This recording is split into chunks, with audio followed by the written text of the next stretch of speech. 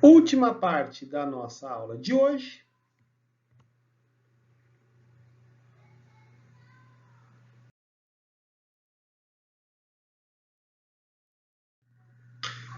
Vamos falar agora do controle de umidade relativa por janelas de ventilação e resfriamento ventilado.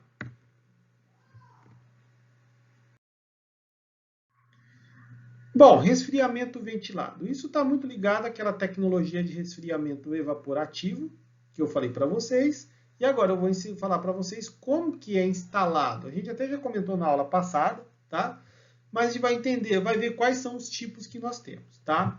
Bom, nesse caso aqui nós temos essa situação em que eu tenho os ventiladores que puxam ar para fora. Quando ele puxa esse ar para fora, automaticamente ele vai puxar ar para dentro da estrutura. Bom, conforme ele passa pelas cortinas que estejam umedecidas, né, ele acaba diminuindo a temperatura do ar. Então vai entrar um ar fresco, mesmo que do lado de fora nós temos um ar quente. Bom, no sistema de ventilação, do resfriamento ventilado, né, que ele é muito parecido com o resfriamento evaporativo, o sistema de ventilação é composto por ventilador e o meio poroso umidificado. Tá? Então, nesse caso aqui, o que acontece? A água passa pela cortina e o ar frio acaba entrando para o ambiente. Para vocês terem uma ideia, por exemplo, nesse tipo de sistema aqui, a temperatura externa é 37 graus Celsius, ela consegue baixar em até 9 graus Celsius a temperatura interna no ambiente.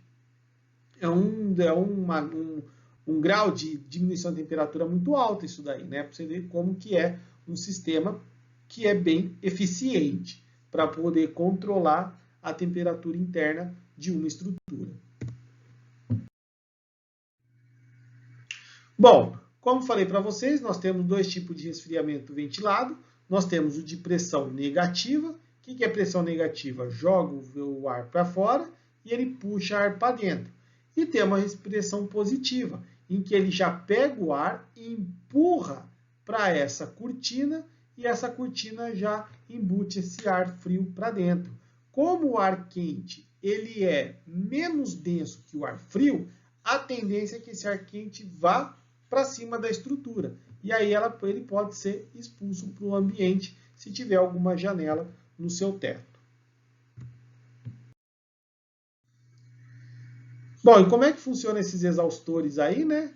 Ele é composto do quê? De uma tubulação de entrada, um ventilador e essas chapas, né? Essa chapa serve para quê? Para impedir a entrada de insetos, né? Então, o que acontece? Quando começa a funcionar esse exaustor, a própria pressão do vento vai fazer com que essas aletas se abram, né? Permitindo com que você puxe ou acabe empurrando o vento para o meio, tá? O que acontece? Quando você desliga o ventilador, cessa-se a corrente de ar, e o que acontece com essas janelas? Elas fecham, isolando novamente o seu ambiente. Bom, aí mostra um exemplo de onde eles podem ser localizados, né? Está aqui o ventilador da vista externa e a vista interna dessa estrutura, tá? Onde estão localizados esses ventiladores. São os mais comuns, para falar a verdade, tá? Não vou falar que é tão mais comum, porque geralmente muito é utilizado de pressão positiva e de pressão negativa. Mas para estufas menores, eu vejo esse aqui ser mais utilizado do que o de pressão positiva. Bom, aqui está a cortina, né, como que ela funciona no seu sistema. Ela pode ficar tanto ao longo do comprimento da estufa como da largura, tanto faz, isso vai depender um pouco das dimensões. Se você tiver uma estrutura que ela é muito larga, tá? Então compensa você colocar nesse sentido aqui para ter uma maior eficiência. Só que você vai ter que ter um gasto muito forte para comprar equipamentos. Por outro lado, se eu colocar nesse sentido da estrutura, eu vou gastar menos, porém a eficiência ou a potência do meu ventilador vai ser maior. E pode ser que eu gaste aí um pouquinho mais com energia para poder refrigerar esse ambiente.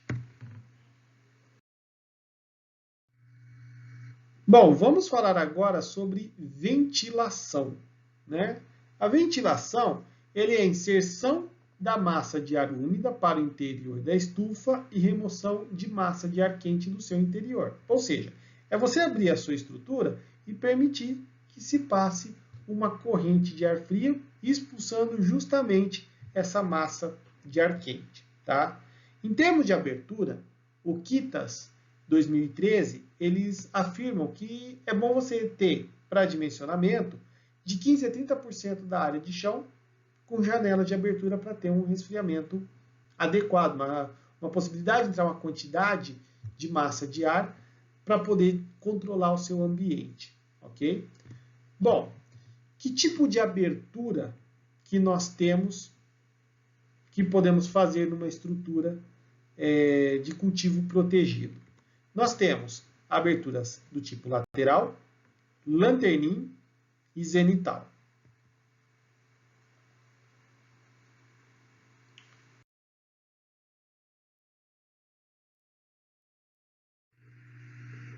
Bom, em termos de abertura lateral. A abertura lateral é aquela abertura que é feita ao longo do comprimento da estrutura.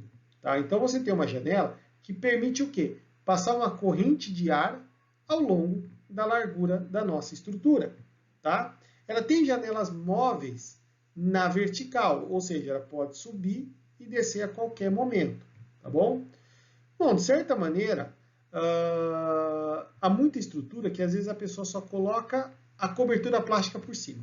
Tá? Não me preocupa a interação do ambiente externo com o ambiente interno. Né?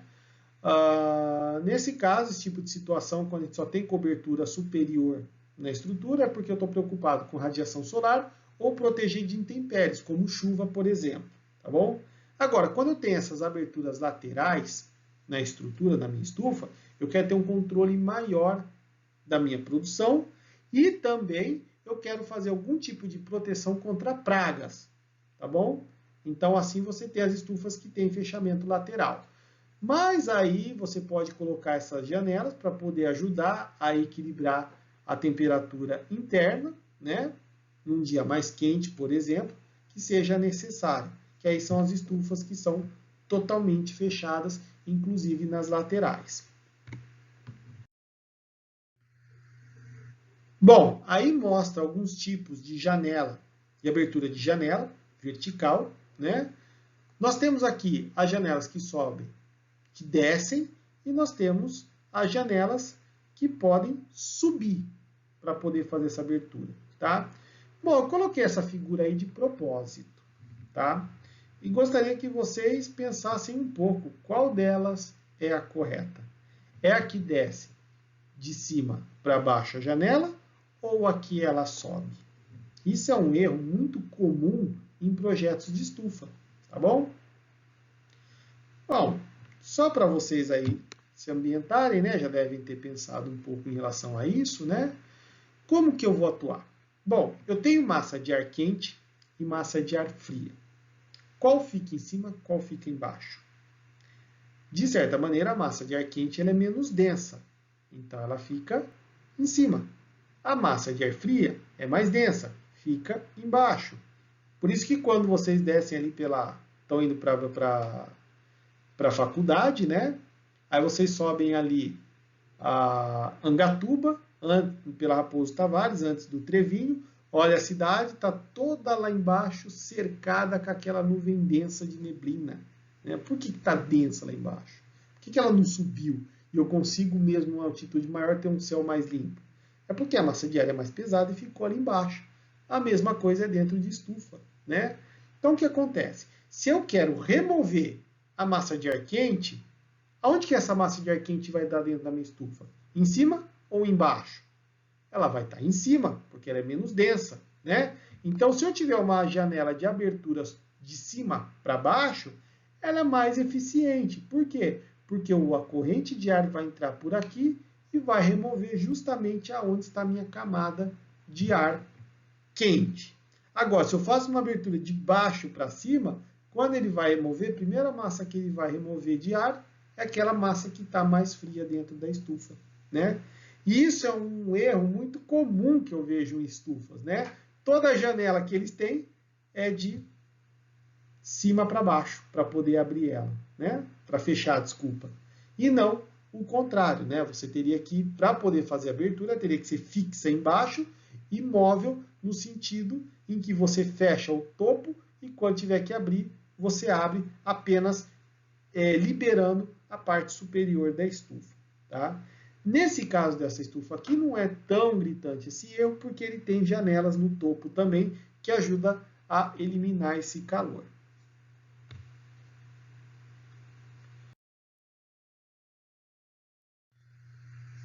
Aberturas por lanternim, né? Nesse tipo de modalidade de abertura, nós temos uma corrente de ar que entra pela parte inferior da estrutura, aqui por baixo, e a massa de ar quente é removida pelas laterais superiores.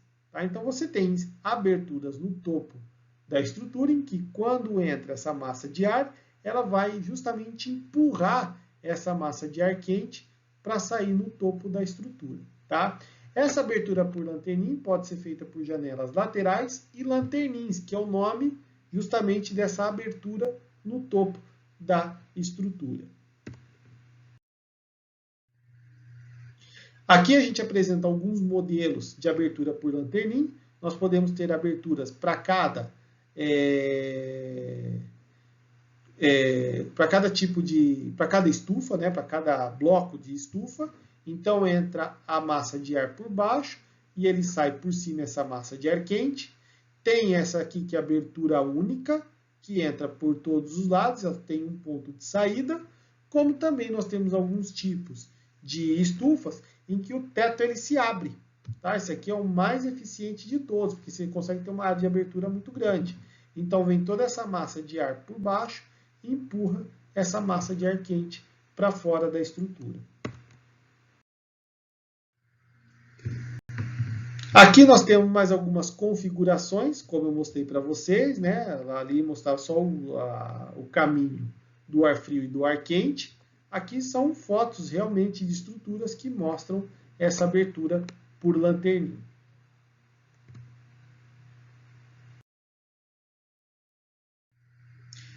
Abertura zenital. Abertura zenital são fluxos de saídas por pequenas aberturas denominadas zenital ou advectivas. Tá? Onde pode ficar? Ela pode ficar no topo da estrutura, tá? Em que eu posso aqui abrir as janelas, ou na sua lateral, com essa abertura aqui. Essa pequena abertura é chamada de abertura zenital. Por isso, e aí que ela vem o seu nome advindo dessa nomenclatura de janela. Aqui nós temos mais alguns exemplos de abertura zenital, tá? Como falei para vocês no topo, e na largura da estrutura pode ser uma pequena janela, como pode ser desse modelo aqui, que você baixa toda a parte do topo da estrutura para poder sair esse ar, tá? Todas essas são consideradas aberturas zenitais. Bom, por outro lado, se for necessário também aquecer o ambiente e não diminuir a umidade relativa, desculpa, eu não quero aumentar a umidade relativa, eu quero baixar, eu posso apelar para aquecedores. Há situações no Brasil em que possa usar isso? Com certeza. Eu já viajei para o sul do Brasil em época de frio, por exemplo, na Serra Catarinense, visitando São Joaquim, Curitibanos, que é a terra do professor Robson, né? Pode perguntar para ele que lá é um frio de lascar, né? E quem vai produzir em estufa vai precisar de aquecedor, com certeza, nesse ambiente. Não é muito comum, né? Você ter produções, estufas que usem aquecedores, porque eles puxam para culturas mais de clima frio. Mas quem quiser produzir algo de clima quente, vai ter que utilizar dessa tecnologia, ok? Bom, os aquecedores são tecnologias voltadas para a remoção de umidade relativa do ambiente. Ou seja, a sua intenção é de baixar de 100% para próximo de zero. Não você vai chegar ao zero, mas vai baixar até você chegar ao ponto ideal. proteção contra congelamento ou temperatura de ar acima do ponto de condensação. Essa é a grande função dos aquecedores. Em termos de aquecedores, quais são os tipos que nós temos? Nós temos o de meia altura, o de parede e o de teto. Aqui tem uma figura que mostra esses aquecedores. São aquecedores de bomba, né? Nós temos aqui máquinas que também fazem aquecimento e jogam esse ar quente para o meio da estrutura. Esse aqui é de pequeno porte, esse aqui é de um porte maior. E nós temos também esses daqui, que na verdade é uma corrente elétrica. Então, passa uma corrente elétrica, o ar entra em contato, o ar úmido entra em contato com esses aquecedores e ele acaba esquentando o ambiente. São os aquecedores normais que nós temos residencial, né, que é por corrente elétrica. Ele pega uma superfície quente e acaba tendo contato com isso para poder diminuir a umidade relativa e, consequentemente, aumentar um pouco a temperatura. Outra forma também de você aquecer o ambiente é pelos desumidificadores. Esse tipo de tecnologia é voltada para a remoção de umidade relativa e proteção contra a condensação de água na superfície do plástico. Então, quem tem problema muito com gotejamento, né, ponto de orvalho, a tecnologia dos desumidificadores é muito boa, né? Ele é um sistema combinado de aquecimento e ventilação. Para grandes áreas de produção, às vezes você tem que ter até uma central de aquecimento para jogar esse ar dentro das estufas. Isso em países da América do Norte é muito comum, tá? Como Estados Unidos e Canadá. Bom, qual é o tipo de desumidificador que nós temos? Nós temos o de meia altura, o de parede e o de teto. Como todo nome diz, é a posição dele que vai classificar o tipo de desumidificador. Bom, nós temos aqui, esse aqui são os aquecedores de teto, esses daqui são de chão e esse é o de meia altura, tá? Todos eles são o quê? Uma tubulação. Essa tubulação conduz um ar quente que ele vai liberando para o ambiente, tá? Você tem que ter uma central de aquecimento. Você vai pegar essa central de aquecimento, vai como se fosse aquece a água, né? Essa água vai chegar já vaporizada dentro do ambiente, justamente para poder aquecer o meio.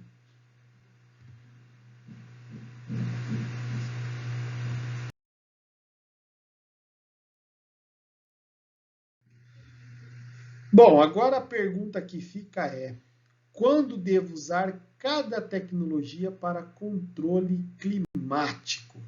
Essa é a grande questão. Um slide e eu mostro tudo como vocês podem gerenciar o microclima da sua estrutura e qual tecnologia ser utilizada.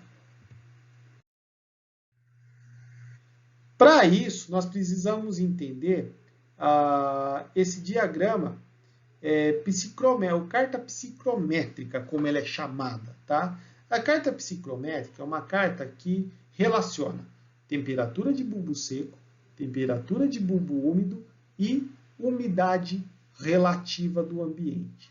E ali você consegue posicionar qual é a situação em que você se encontra para justamente saber qual tecnologia que vai ser utilizada.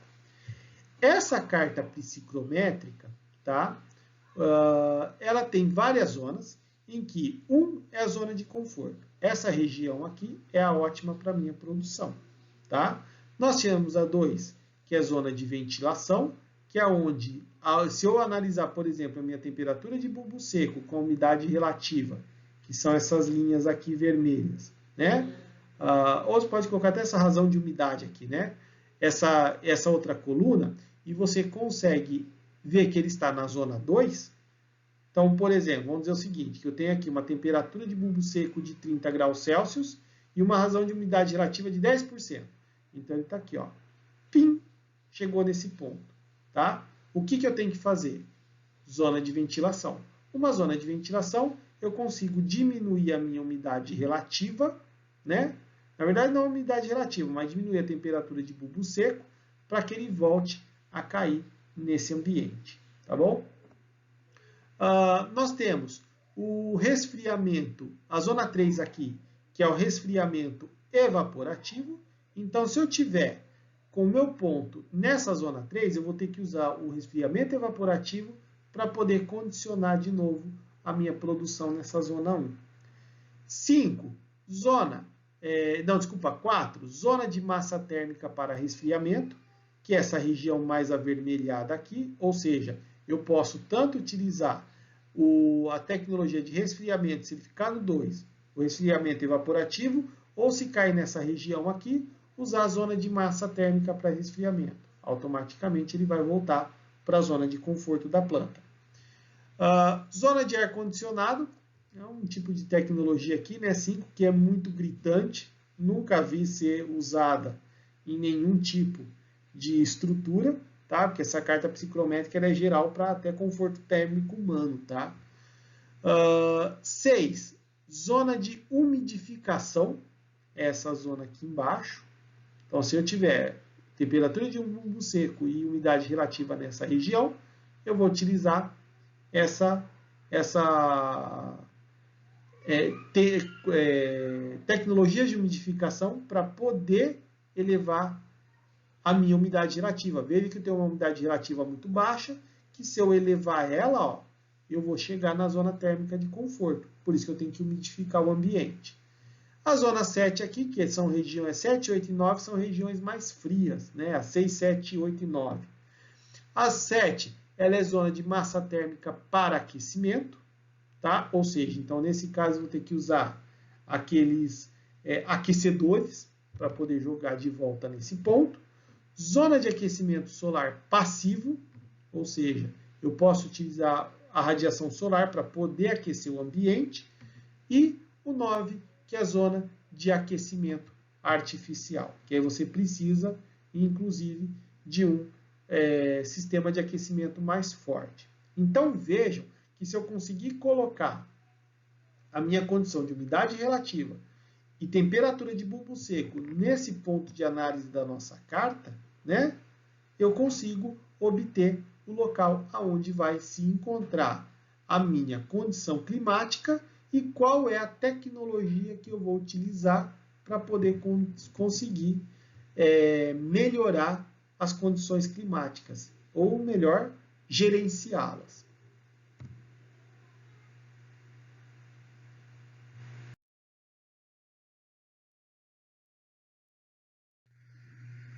Bom, turma, espero que eu possa ter realmente ajudado vocês a compreender essas tecnologias, a como utilizá-las, né? Como que esse processo de controle de microclima, porque é uma área muito importante para a produção agrícola, principalmente a produção familiar, né? Que são os que mais utilizam de estufas, né? Sem falar que é um leque em que vocês podem atuar profissionalmente. Tá? É um leque que precisa de engenheiro agrônomo, só que precisa de gente que tenha conhecimento. Tá? Espero que eu possa realmente ter passado essa base para vocês das tecnologias e como utilizá-las. Do mais, agradeço a atenção dispensada por vocês, desejo uma ótima semana e nos vemos na próxima aula com os aspectos construtivos aplicados ao cultivo protegido. Um grande abraço e até a próxima aula.